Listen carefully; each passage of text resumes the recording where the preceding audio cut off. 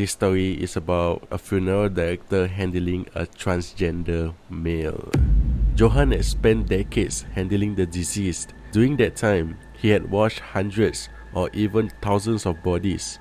The incident happened many years ago when he received a call from a hospital regarding a deceased individual who needed to be prepared for burial.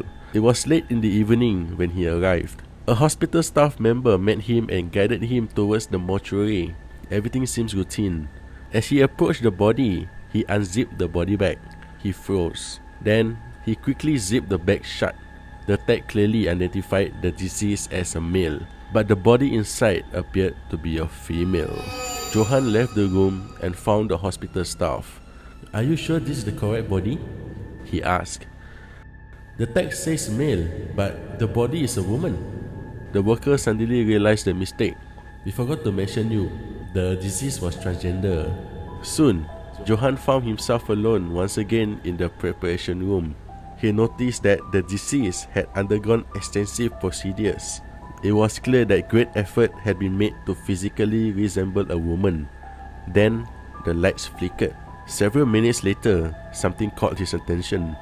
Slowly, he turned. Standing near the far corner of the room was a figure. Tall. Johan estimated it to be around 7 feet in height. Its arm appeared unusually long. The fingers ended in dark, sharp-looking nails. Johan blinked and it vanished.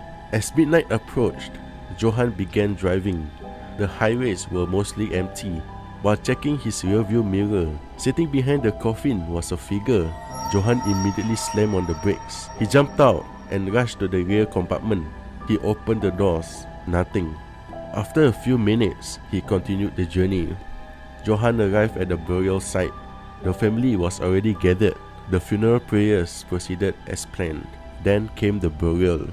When they attempted to lower the body into the grave, it wouldn't fit. Everyone looked confused. The measurement seems correct, yet somehow the body refused to enter. The workers widened the grave, yet the problem continued. Johan stepped aside and began reciting prayers. He happened to glance towards his van, and there it was again. The figure. His head tilted slightly, as though observing everything happen around the grave.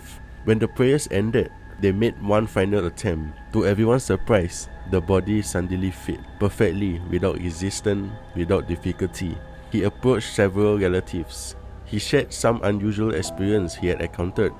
According to the family, the deceased had experienced constant conflict at home while growing up.